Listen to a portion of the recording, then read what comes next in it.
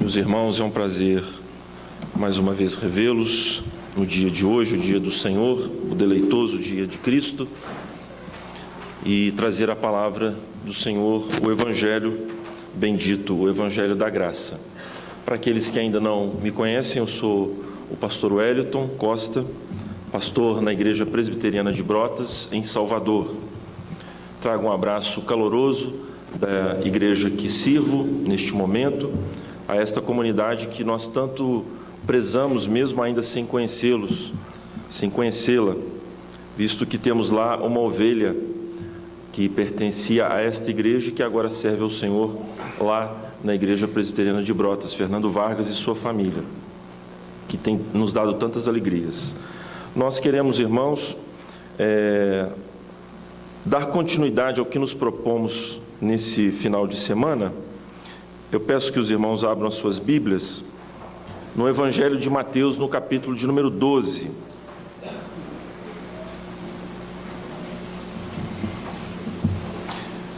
Versículos de 15 a 21. Evangelho de Mateus, capítulo de número 12, versículos de 15 a 21.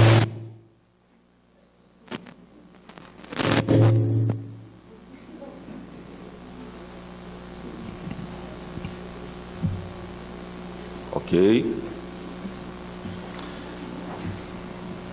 Antes de procedermos à leitura, quero apenas chamar a sua atenção para o propósito, então, que desenvolvemos no final de semana. No sábado, nós falamos a respeito da humilhação do Senhor Jesus Cristo, como pressuposto importante para a obra que Ele, como sacerdote, fez em favor do seu povo.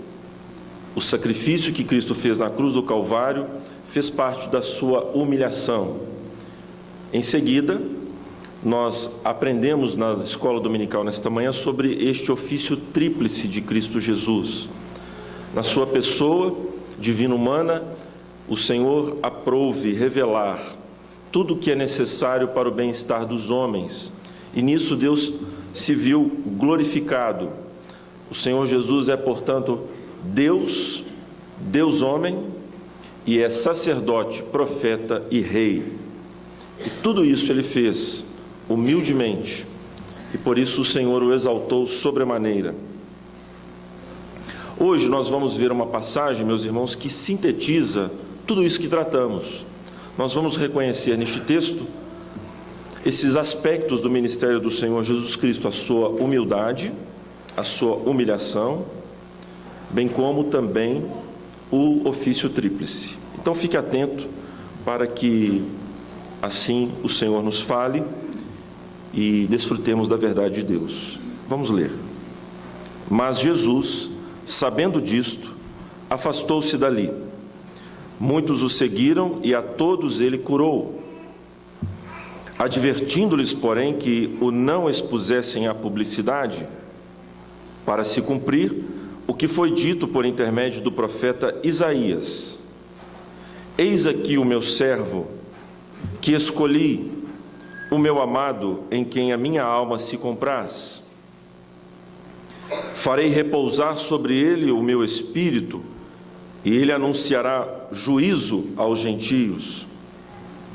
Não contenderá, nem gritará, nem alguém ouvirá nas praças a sua voz. Não esmagará a cana quebrada, nem apagará a torcida que fumega, até que faça vencedor o juízo, e no seu nome esperarão os gentios. Vamos ainda orar mais uma vez? Deus amantíssimo, nós pedimos com súplica, com os nossos corações genuflexos, diante de um Deus tão grande e poderoso, que o Senhor se apiede de nós de tal maneira que venhamos a nos curvar diante da verdade da Tua Palavra. Em particular, Deus amado, nós precisamos conhecer melhor a Ti, na medida em que conhecemos ao Teu Filho, posto que nele, Senhor, se revela a Tua excelência, a Tua majestade. Quem o vê, vê a Ti. E a vida eterna se constitui nisto, ó Deus, conhecermos ao Senhor como único Deus verdadeiro e a Jesus Cristo, Teu Filho amado, a quem o Senhor atribui toda a honra, todo o louvor, toda a adoração, pois nisto Tu és glorificado em Teu Filho. Pedimos então a Deus que o Senhor nos guie no reto conhecimento acerca de Teu majestoso Filho, no nome de quem oramos. Amém. O Evangelho de Mateus, irmãos, foi escrito para efetivamente provar que o Senhor Jesus, na plenitude do tempo, na hora aprazada por Deus, veio ao mundo e Ele se constituiu o Messias esperado por Israel. É por isso que nós temos no Evangelho este formato da narrativa de Mateus, qual seja, Mateus, ele identifica os aspectos da biografia do Messias e logo em seguida ele coloca uma profecia do Antigo Testamento que cumpre, portanto, na vida do Messias, que se cumpre, portanto, na vida do Messias. É o que nós acabamos de ler aqui. O Senhor Jesus, a maneira como Ele reage às perseguições e a maneira como Ele se conduz na pregação e proclamação do reino, do Evangelho, e o modo pelo qual Ele executa a missão que o Pai lhe deu, é identificada pelo evangelista como cumprimento da profecia em Isaías. De sorte que nós entendemos, meus irmãos, que o Evangelho de Mateus comprova a verdade que Lucas também identifica. No final do Evangelho, Lucas, então, narra aquelas palavras do Senhor Jesus Cristo, quando ele explica, uma vez ressurreto, aos seus discípulos, de que o assunto principal das Escrituras é o próprio Senhor Jesus. O Senhor Jesus é chave hermenêutica. Por meio de Cristo Jesus, compreendemos as Escrituras. Não só através dele compreendemos as Escrituras, na medida em que entendemos que as Escrituras falam acerca dele, mas ele mesmo, no exercício do seu ministério profético, como nos diz Lucas, abre o entendimento dos homens para que eles entendam que a majestade das Escrituras está certamente vinculada à sua própria pessoa. A majestade das Escrituras está completamente identificada com a majestade de Cristo. É por isso, meus irmãos, que nós temos na Bíblia esta feliz coincidência, por Deus mesmo assim determinada. Cristo é o Logos, e as Escrituras também são o Logos, a palavra de Deus. É óbvio que há uma diferença. Cristo é uma pessoa, a palavra é um livro, por isso temos termos que diferenciam esse aspecto que acabei de mencionar. Cristo é Logos, a palavra também é Logos, mas a Escritura não é Cristo. Mas no propósito ao que ambos se destinam, Cristo e a Bíblia é Cristo para nós. Nela vemos o Senhor. Deus abre os nossos entendimentos para percebermos a grandeza do servo de Deus. Embora não o vendo, cremos com alegria cheia de glória. Pela Escritura, irmãos. Aqui, portanto, vamos aprender a respeito do Messias, em particular o seu pastoreio, como ele se portou sendo o bom pastor, o pastor das ovelhas de Israel. Acompanhe, portanto, essas características do pastoreio de nosso Senhor Jesus Cristo. Em primeiro lugar, irmãos, nos versículos 15 a 16, o evangelista nos situa o contexto próprio em que Jesus está sendo atacado. Observe no versículo 14, é importante nós lermos: retirando-se, porém, os fariseus, conspiravam contra ele sobre como lhe tirariam a vida. Mas Jesus, sabendo disto, ou seja, a respeito desta conspiração, ele se afasta, ele se coloca à margem daquela situação conspiratória. Mesmo assim, irmãos, não é possível impedir a manifestação gloriosa da graça de Deus na vida de Cristo. Os homens o seguem, e ele, com todo amor e paciência, apieda-se da multidão e cura a todos. Nós sabemos que muitos estão ali no meio daquela multidão que não querem absolutamente nada com Cristo Jesus, mas sim com o que ele pode fazer a favor das suas vidas. E então o Senhor lhes adverte que eles não o expusessem à publicidade. Quer dizer, não que o Senhor Jesus não queria propriamente que o seu ministério não tivesse repercussão alguma, mas ele não queria ser achado como um charlatão, como um impostor, que faz algumas coisas para se promover. E nós estamos observando nos dias de hoje, meus irmãos, homens que caminham na direção exatamente contrária a essa em relação ao seu pastoreio. Eles buscam efetivamente este galardão. E os fariseus, irmãos, eles viviam deste modo. Eles buscavam o reconhecimento do povo, buscavam ser vistos pela multidão. Eles eram o partido que controlava o cenário religioso em Israel, e uma das suas formas de controle religioso era justamente apresentar-se extremamente piedosos. Por isso que no Sermão da Montanha é deflagrada esta oposição que percorre todo o Evangelho de Mateus. O Evangelho de Cristo se opõe à hipocrisia dos fariseus, ao fermento dos fariseus, à sua atitude de se colocarem diante dos homens para serem vistos, aplaudidos, requisitados. Eles desejam fama, poder, e a sua alma está seca, endurecida por causa desta busca insana, idólatra, ególatra.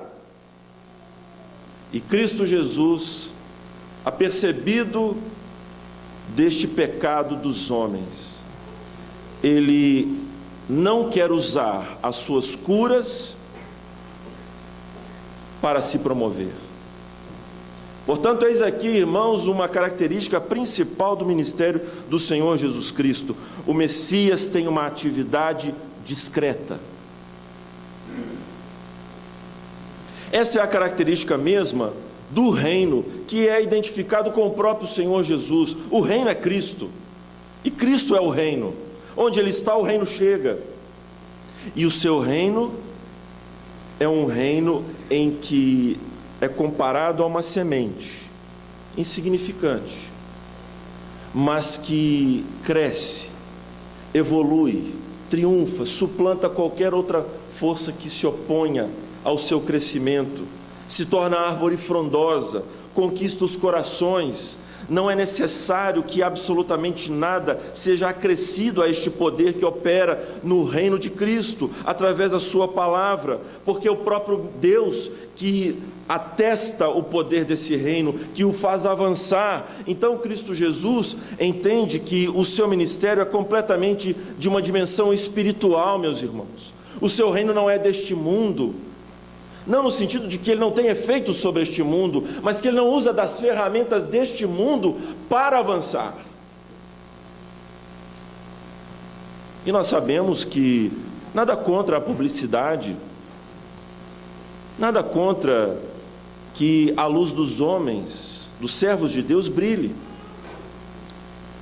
Irmãos, qual que é a diferença entre um fariseu e um cristão? Entre Cristo e a religião dos fariseus? Chama-se com quê? Pastor, não entendi nada. Com quê? Porque os filhos de Deus, no Sermão do Monte, eles devem brilhar a sua luz serem sal da terra, serem luzeiros neste mundo, para glorificar o Pai Celestial. Os homens devem ver as obras dos filhos de Deus, mas os fariseus, com o fim de serem vistos, eles fazem o que fazem, a finalidade em seus corações é com o fim de serem vistos. A diferença então, irmãos, da religião de Cristo, do coração, aquela que é pelo Espírito, é que é uma religião completamente desapegada desta idolatria, de ser contemplado pelos homens. E aqui está, portanto, irmãos, uma aplicação maravilhosa para as nossas vidas. Qual a razão pela qual, irmãos, a igreja muitas vezes fica viciada em aplausos? E isso provoca uma emulação dentro da igreja, que é algo terrível. Nós somos tão execráveis, irmãos, que até das nossas misérias nos vangloriamos. A nossa doença sempre é a mais grave. Nós temos até orgulho de dizer, para as pessoas sentirem piedade de nós. Os nossos problemas são os mais terríveis. Na igreja do Senhor Jesus Cristo, não poucas vezes, as pessoas que fazem o louvor, que pregam, os presbíteros que servem, os diáconos também, muitas vezes sucumbem diante do não reconhecimento dos irmãos. É porque muitas vezes, amados, a agulha de Deus fura o nosso ego inflado. E somos testados quando não há o reconhecimento do povo, porque pode ser o caso que o nosso galardão que buscávamos não era o reconhecimento de Cristo, mas efetivamente o reconhecimento dos homens. Nós devemos honrar aqueles que entre nós se esmeram na palavra, no louvor a Deus, no serviço aos santos, daqueles que lavam os pés dos santos. A igreja não pode ser tardia em reconhecer o serviço prestado pelos servos de Deus no interior da igreja.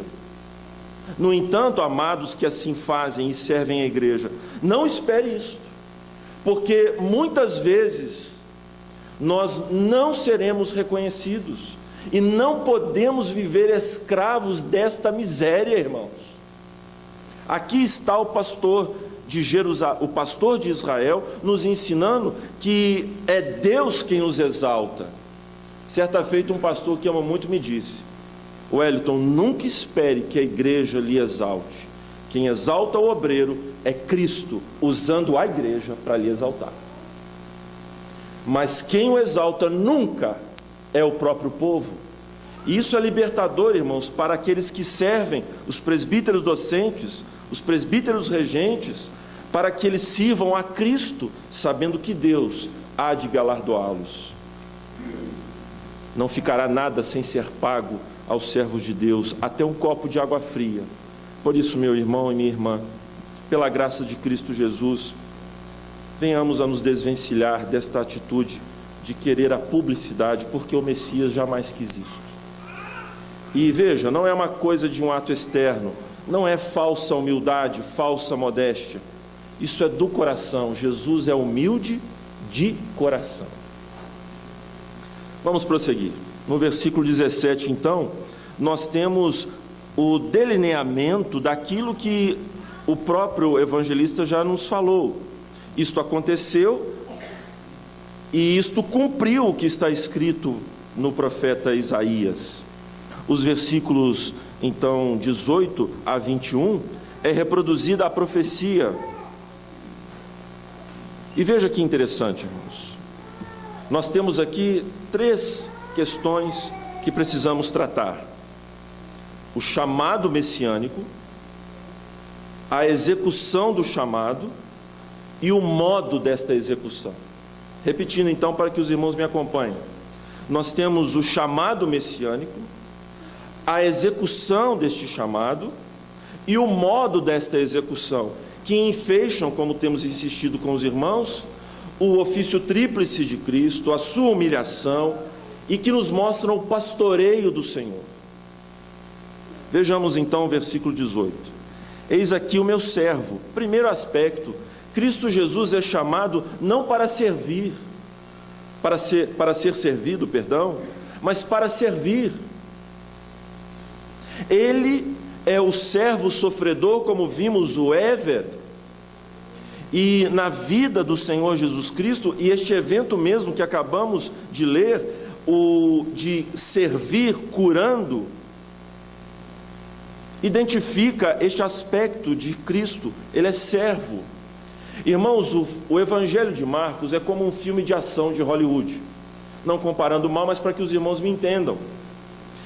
O Evangelho de Marcos, ele é feito de forma rápida, descrições instantâneas, e Cristo Jesus é envolvido num redemoinho de ações ininterruptas, de sorte que temos ali o Evangelho do servo, tanto que o Evangelho começa sem identificar Cristo Jesus, de quem ele é filho, de onde ele veio, ao contrário dos outros Evangelhos. Ele é servo, e servo não tem nome, servo não tem alma, não é? Alguns falam assim, né? Alguns já pensaram assim. Escravo não tem nem espírito. O Senhor Jesus, em toda a sua vida, o Evangelho de Marcos deixa isso muito claro. Ele serviu, mesmo cansado, sem ter onde reclinar a cabeça, ele recobrava o ânimo e estava servindo. Às vezes dormindo, cansado, ele tinha que se levantar e dizia: vamos, porque eu tenho que pregar o Evangelho, eu vim para isto. E incansavelmente, meus irmãos, percorrendo as aldeias da Galileia, enfrentando as oposições no templo em Jerusalém, o Senhor Jesus pregou, serviu. O povo ficava fascinado pelo Senhor Jesus. A sua pregação estarrecia todos. Ele pregava como quem tem autoridade e servindo. Irmãos, quando acabamos de ler o Evangelho de Marcos, ficamos cansados. Se você experimentar ler desta forma, terá este efeito, a sua leitura ao final. É um Evangelho em que o Senhor Jesus é envolvido num redemoinho de ações e por fim ainda morre, de uma morte violenta. Ele é o servo a quem Deus escolhe, ele é o amado em quem a alma de Deus se compraz. Observe que a grandeza do coração de Cristo absorve o amor do Pai. O amor do Pai que extravasa de si, para si, o seu Filho, é a encarnação do seu amor. Tudo que Deus é em amor é despejado sobre o seu Filho, e o seu Filho absorve o amor do Pai. O Pai o ama, como lemos, e este amor é eterno, intenso, poderoso, e Cristo Jesus absorve esse amor do Pai que extravasa sobre ele. O chamado então de Cristo Jesus para servir expressa, irmãos, esta relação gloriosa de amor. O chamado de Cristo, irmãos, não é nada mais, nada menos com o fito de expandir o amor da Trindade sobre nós, de nos envolver nesta comunhão vulcânica, como temos falado, que espelha as suas larvas sobre nós e nos consome, nos faz arder de amor. Este amor é um amor eterno, com laços eternos, que não pode jamais perder nenhum dos seus. É um amor certo, é um tiro certo, não é o tiro certeiro da dupla sertaneja, que é fugaz e passageiro. É amor eterno, que acerta o nosso peito e nos traga. O Senhor Jesus, quando Ele amou os seus, amou-os até o fim, e os guardou até o fim, porque é o amor com que Ele foi amado, e os seus servos, a sua grei, está nesta condição, sendo amada com o amor que Deus, o Pai, ama ao seu Filho, e por isso agora somos chamados filhos de Deus. Daí, portanto, irmãos, para aqueles que estão entre o rebanho e pastoreiam, para os casais que estão aqui, cujos maridos são pastores para suas esposas e filhos, Nós temos, meus irmãos, acima de tudo, em qualquer circunstância, até mesmo naquelas discussões mais ásperas, ter como alvo expandir o amor do Senhor. Maridos, amemos as nossas esposas como Cristo amou a igreja. Filhos, amemos os nossos pais como Cristo amou os seus pais. Como Cristo ama o Pai e a Ele se submete. Não há nada, meu amado irmão que é filho, que os pais lhe peçam, não fugindo obviamente à lei do Senhor, que você não deva fazer. Sujeite-se, mesmo que seja aos seus olhos algo humilhante, mas ame o papai e a mamãe. Não seja louco, estúpido e filho rebelde contumaz, mas expresse para o pai, que talvez é ímpio, a mãe também, o amor com que você foi amado. Ame-os, e assim, extravasando o amor, o respeito, eles serão ganhos. Irmã amada, ame o seu marido que é ímpio, com o amor com que você foi amada, para que o amor de Cristo, que lhe constrangiu, constranja o seu marido ímpio também. Aprendemos ainda mais a respeito do chamado do Senhor Jesus, pois Ele foi ungido pelo Espírito, quando nos diz a Escritura: farei repousar sobre Ele o meu Espírito. O Senhor Jesus Cristo, na plenitude do tempo, Ele foi capacitado pelo Espírito Santo, plenificado pelo Espírito. Ele não executou a obra que executou à parte do Espírito Santo. Na verdade, meus irmãos, o Espírito de Deus, aquele mesmo que estava na criação e pairava sobre as águas, é Ele quem efetivamente está levando a cabo esta obra. O Pai prometeu ao Filho que ele seria capacitado pelo Espírito nesta obra que lhe deu para realizar. É por isso que é uma obra infalível, porque é ciceroneada, acompanhada pelo Deus Espírito Santo. E este Deus forte e poderoso, embora gentil, repousa sobre Cristo. E nós temos a certeza deste fato quando João Batista, advertido pelo Senhor de que aquele a quem ele visse pousar o Espírito como pomba, esse é o que batiza com o Espírito Santo, este é o ungido. E o Senhor Jesus então chega em Nazaré e abre a profecia de Isaías e diz: o Espírito de Deus me ungiu.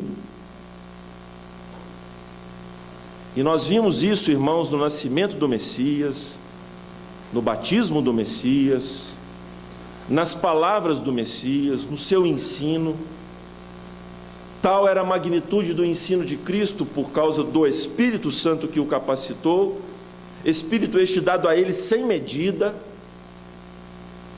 que em algumas ocasiões da narrativa dos evangelhos, as pessoas vão até a sinagoga e permanecem ali à alta madrugada, vendo Cristo Jesus pregando.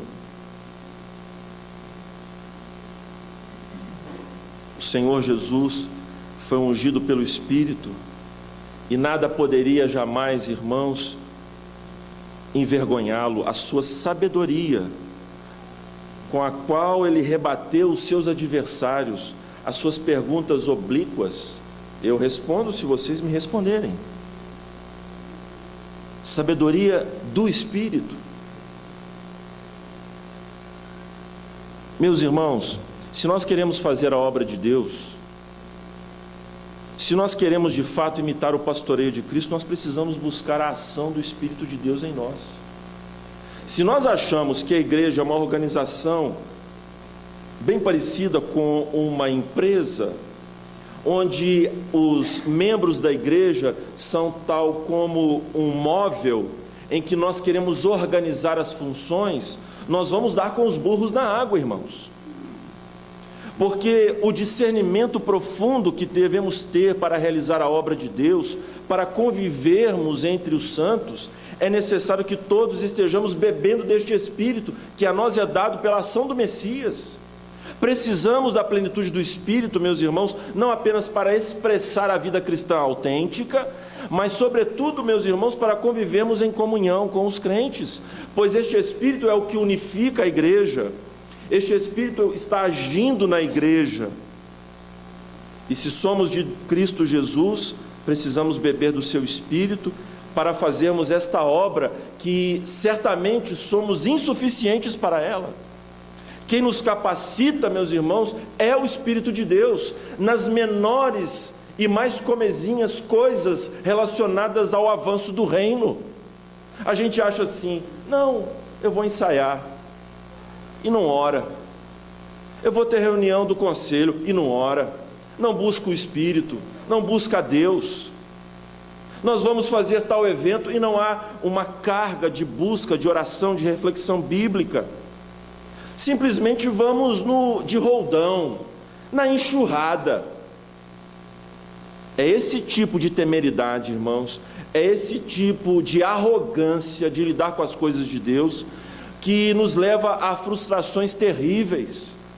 Somos cheios de nós mesmos para lidar com as coisas de Deus. E aqui está um texto que mostra que o pastoreio de Cristo é pelo poder do Espírito. Ora, se o Messias foi assim revestido pelo Espírito, por que nós, irmãos, temos que desprezar a busca do Espírito Santo em nossa vida, da plenitude do Espírito? A seguir, então, Mateus nos fala a respeito da execução. O que esse Messias vai realizar? Ele anunciará juízo aos gentios. Nós temos o chamado, e agora o que ele executa, a sua finalidade, o que Deus lhe incumbiu de fazer.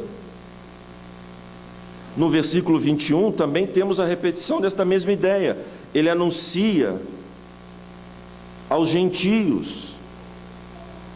Irmãos, este Messias, e aqui eu quero que você preste bastante atenção ao que vou dizer para interpretarmos o texto.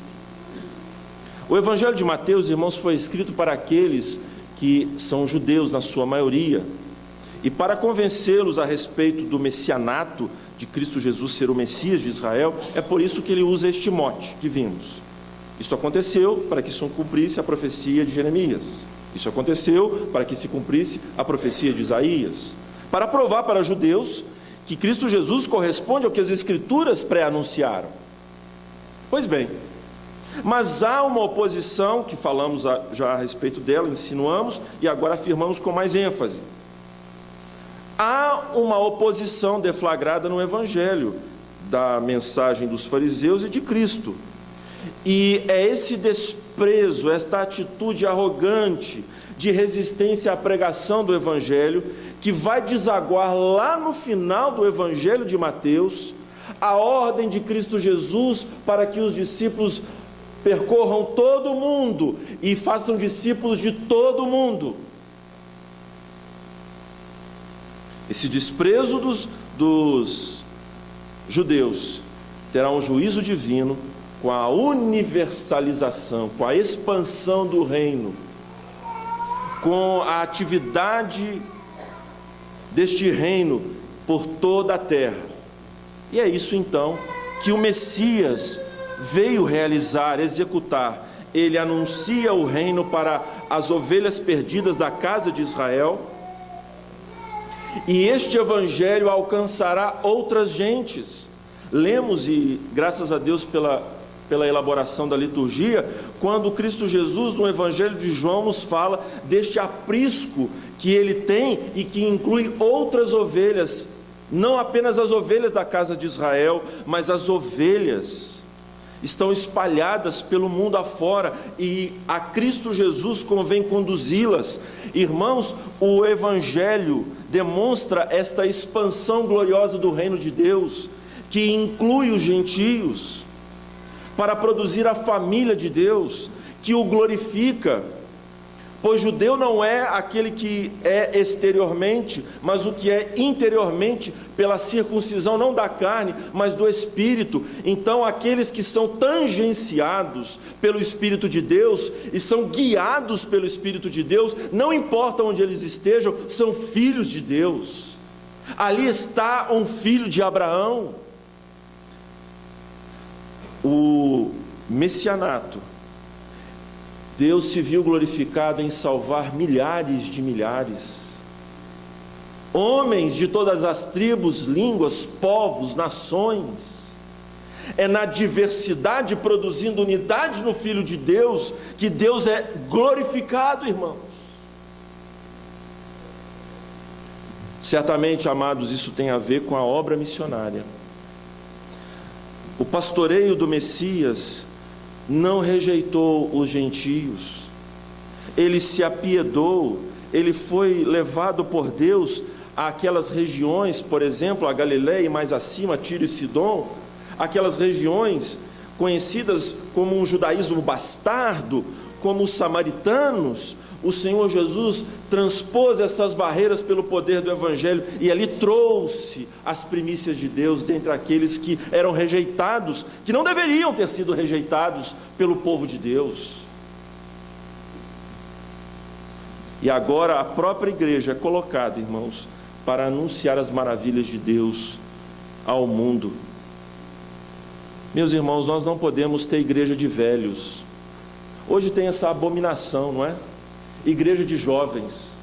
Isto é depreciar aquilo que Deus expandiu. Não existe igreja de velhos, não existe igreja de jovens, não existe igrejas dos intelectuais, não existem igrejas dos pobres, dos ricos.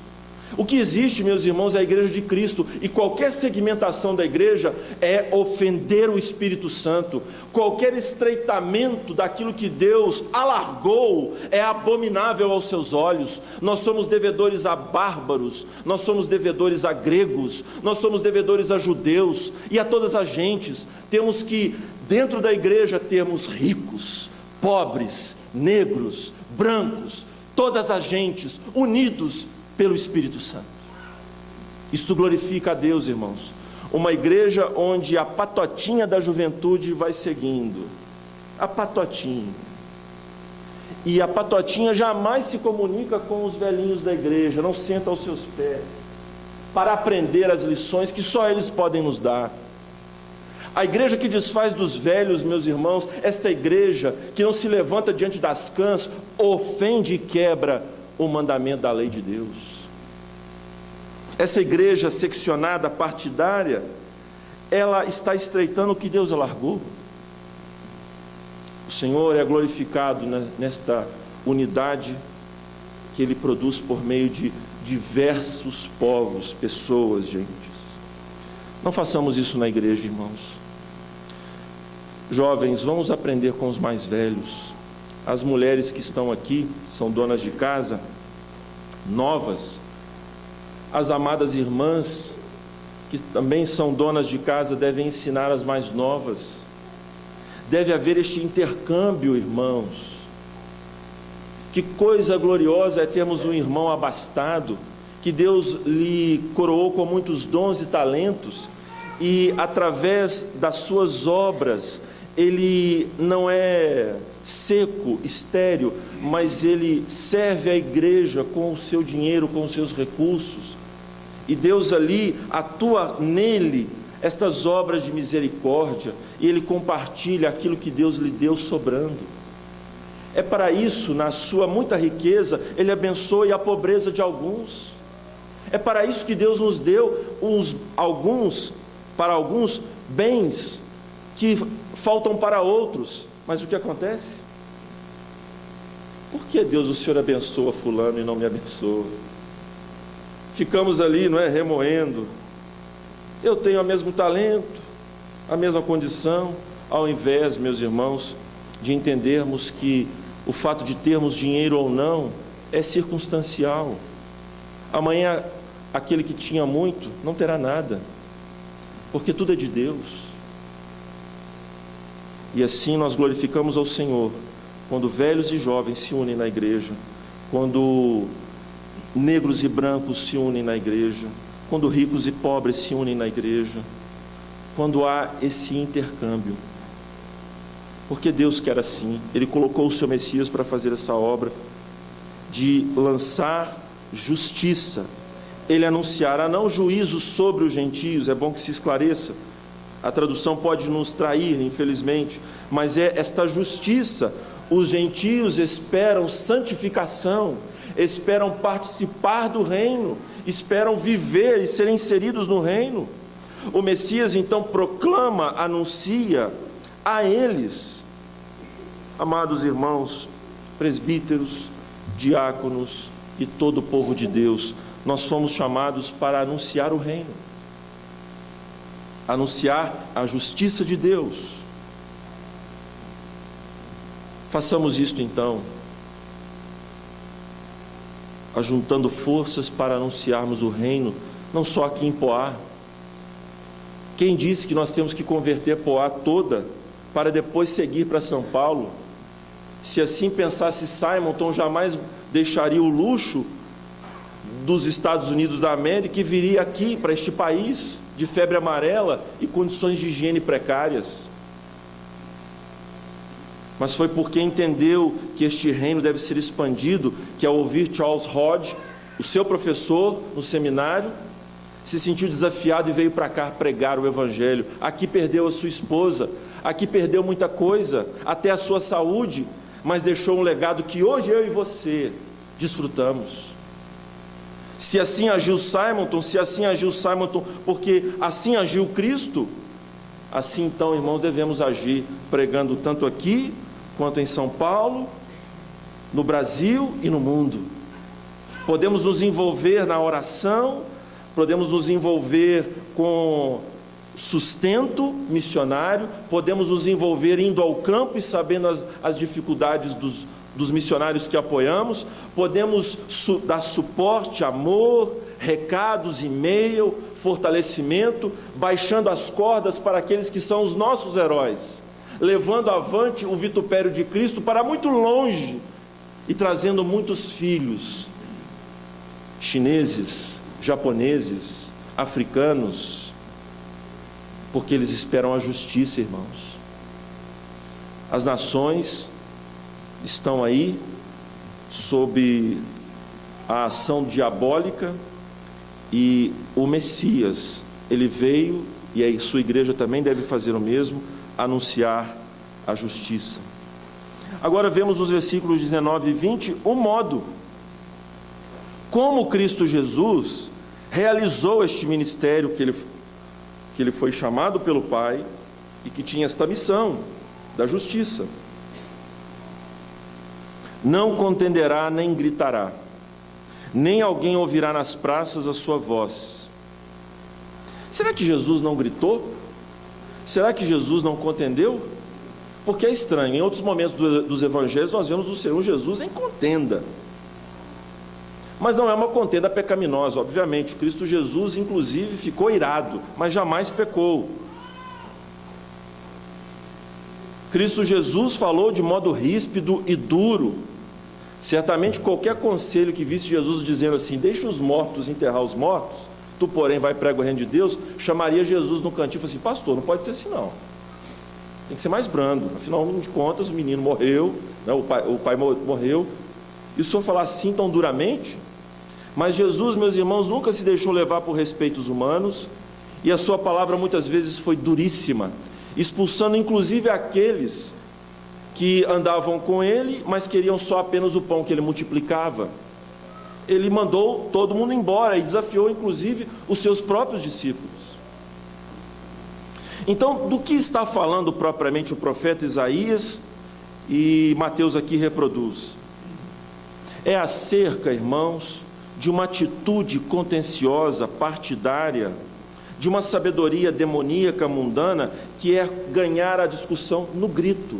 E nós sabemos muitas vezes que isto é muito comum entre os homens, quando eles usam artifícios, inclusive argumentos falaciosos, para ganhar o debate a qualquer custo. A atitude do Senhor Jesus era uma atitude de completa confiança no Espírito Santo, e ele não lançava mão dessas atitudes humanas, diabólicas, como nos descreve Tiago, que não refletem a sabedoria vinda do céu, que é pacífica, que é cheia de misericórdia, que tudo espera, tudo crê,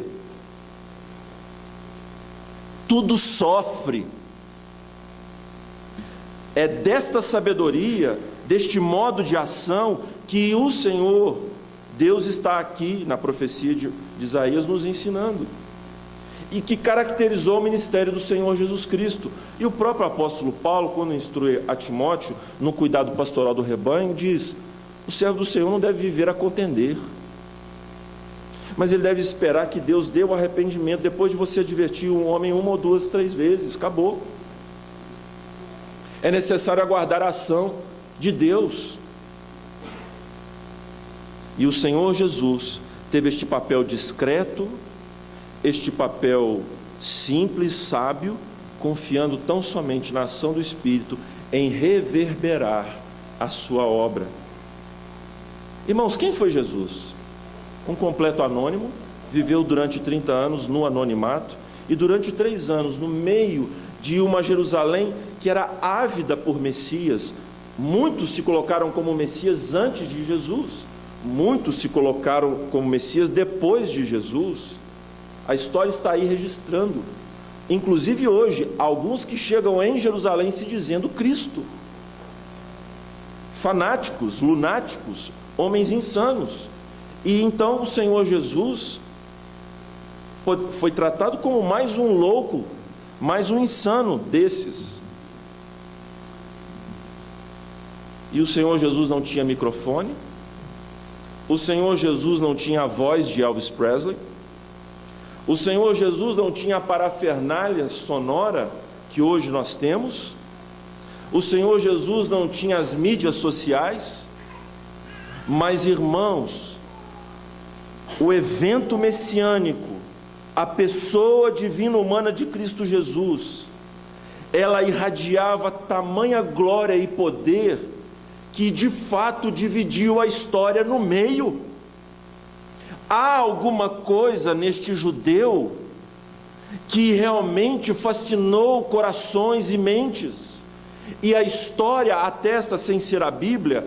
Flávio Joséfo erra até o nome, dizendo a respeito do Senhor Crestos, e outros historiadores dizem que este homem existiu.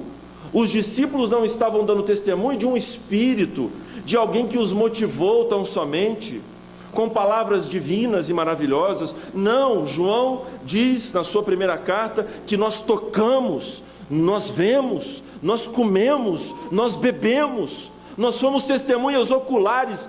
Pedro diz que estava com ele no monte, eles viram a glória de Deus na pessoa de Cristo Jesus. Isso aconteceu, é história. Jesus é um evento histórico, irmãos, e a sua glória foi vista nele, a glória do unigênito do Pai. Ele não contendeu nem gritou. C.S. Lewis tem uma sacada sensacional. Ele diz assim: não tem como você crer que Jesus é um bom moço, um mestre de boas instruções, porque ninguém disse o que Jesus disse, para que nós venhamos a concluir que ele é uma pessoa como outra qualquer.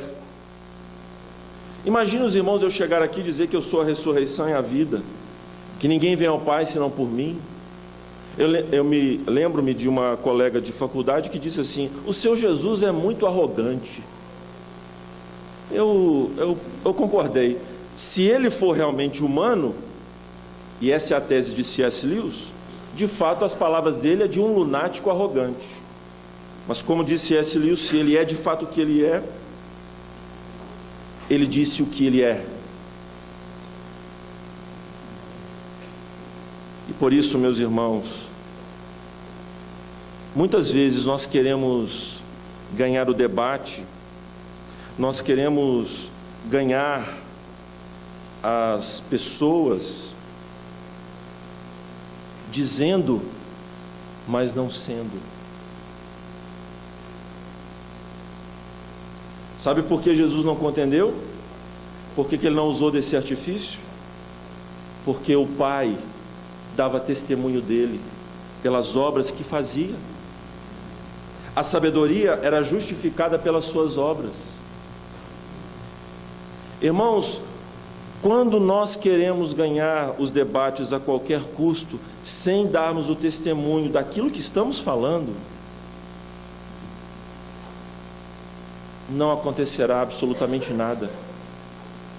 O Senhor Jesus, Ele foi alguém discreto, que trabalhou como trabalhou, com a contundência de sua vida. Me dê um homem cheio de retórica, que convence milhares de pessoas, que eu lhe dou esse mesmo homem, humilhado, quando as pessoas descobrem que a sua vida pessoal nega a sua vida pública. Mas me dê um marceneiro das esquinas do Brasil, desconhecido e anônimo, para muitos de nós, para os poderosos deste mundo, que eu lhe dou esse mesmo vizinho, sendo amado pela sua comunidade, porque viveu o que proclamou.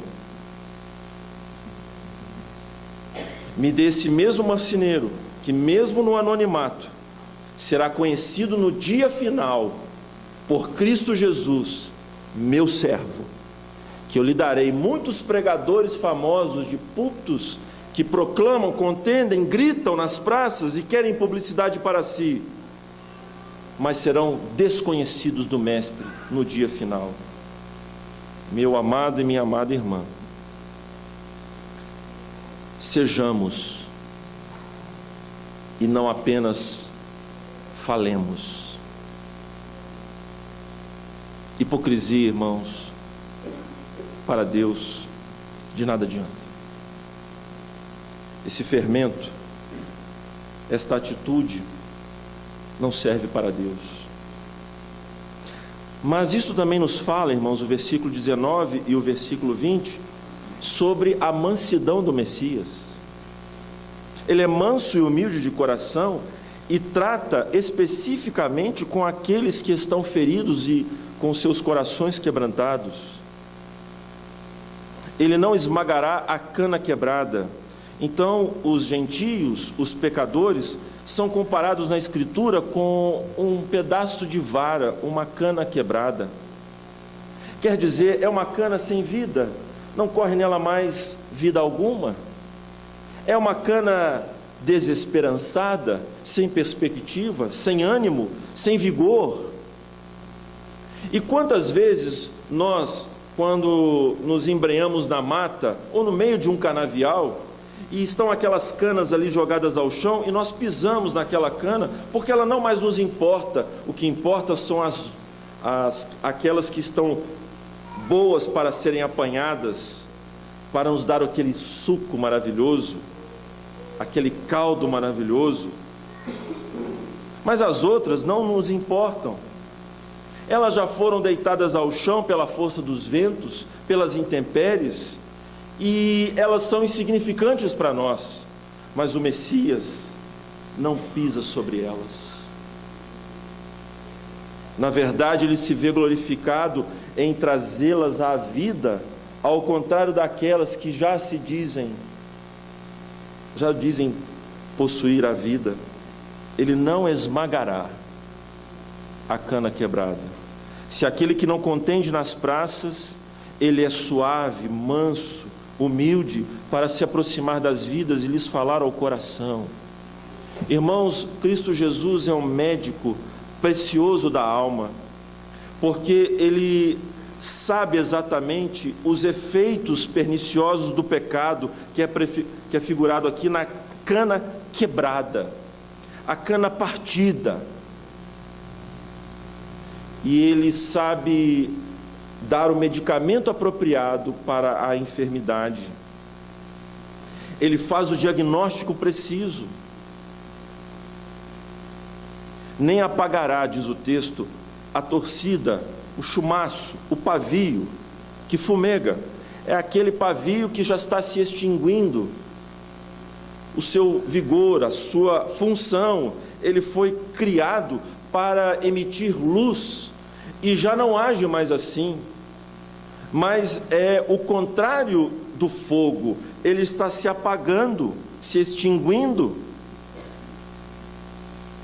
E então, irmãos, o Messias se aproxima não numa atitude vingativa, tão somente, não numa atitude de um lutador sem misericórdia.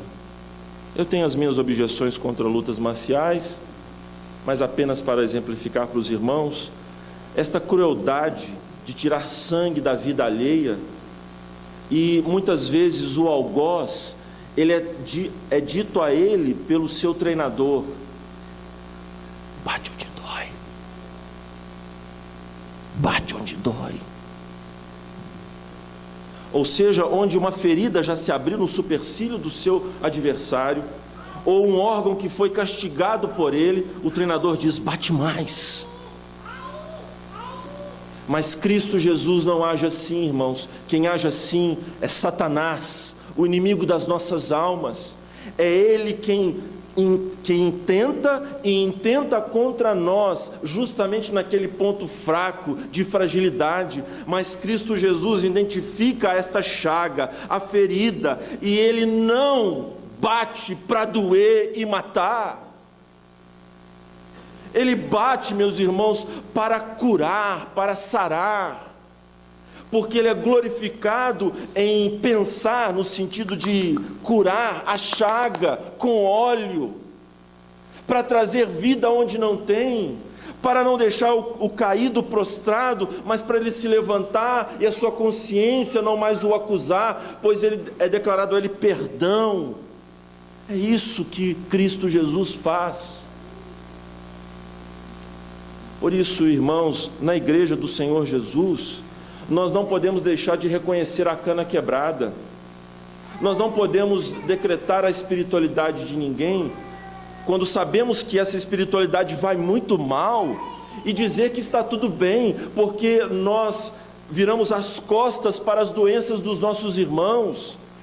Nós tratamos com superficialidade as suas chagas e feridas. Não, irmãos, nós precisamos abrir as nossas vidas e dizer: eu estou ferido, eu estou machucado, eu estou arrebentado. E os irmãos identificar a ferida e não ir lá para amassar, para tripudiar, para dizer, para ridicularizar, mas para curar, para trazer vida, instrução, alívio. Irmãos, a igreja, acho que vocês já percorreram um caminho suficiente para entender que aqui se trata de um hospital. Não tem ninguém perfeito aqui. A igreja de Corinto, meus irmãos, era uma igreja com chagas terríveis. Soberba, altivez, inflamava todos os egos, e havia partidarismos, relações incestuosas, heresias e tantas outras coisas, difamações. E o que Paulo faz? Abre a sua carta e os trata com gentileza, na expectativa de que o Senhor, o Messias, não vai esmagar a cana quebrada e nem a torcida que fumega. E então Paulo vai tratando problema por problema. E isso é a diferença entre a igreja verdadeira e a falsa. A falsa, meus irmãos, tapa o nariz para não ver o fedor dos pecados dos irmãos. A falsa se alegra com as águas podres correndo entre nós e dizendo: templo do Senhor, templo do Senhor. Mas a verdadeira reconhece o problema que estamos envolvidos e quer tratar. Não é o fato, irmãos, de nós não pecarmos. Nós pecamos. Ah, como nós pecamos, meus irmãos. Como nós entristecemos o Espírito do nosso Deus. Mas mesmo assim, irmãos, isto é verdade na vida de cada um e da igreja. Não podemos nos conformar aos nossos pecados. E esse é o amor, né? É ser amado e amar. É estar ferido e ser suportado pelos irmãos no amor de Cristo Jesus, tendo a paz de Cristo o árbitro dos corações, no sentido não de algo dentro de nós, né? Mas a paz de Cristo como sendo a reconciliação promovida por Cristo, arbitrando as relações entre nós, fazendo com que sejamos um povo pacificador e não um povo bélico, engalfinhando-se uns aos outros. tragando a reputação dos irmãos, mas na verdade querendo que haja cura. Porque veja no versículo 20 ao final dele, o Messias vai agir assim, irmãos, desse modo que o profeta o descreve, até que faça vencedor o juízo.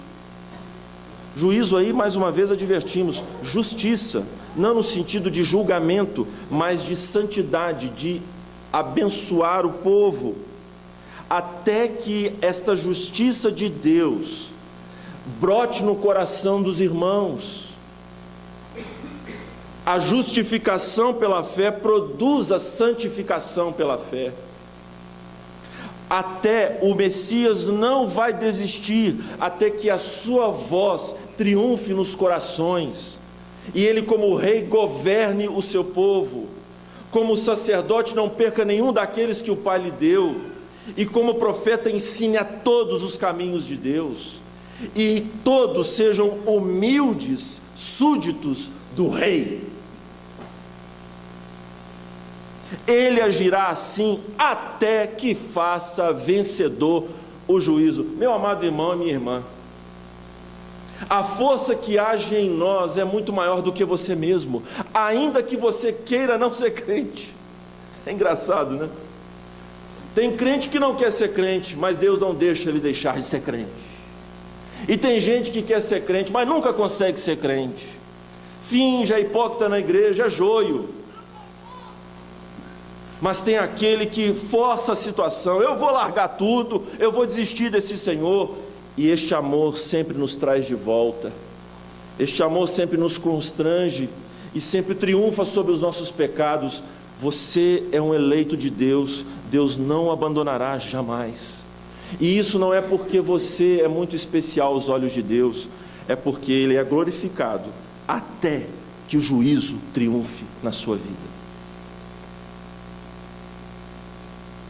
Que assim então, meus irmãos, seja a conduta pastoral dos presbíteros e diáconos desta igreja.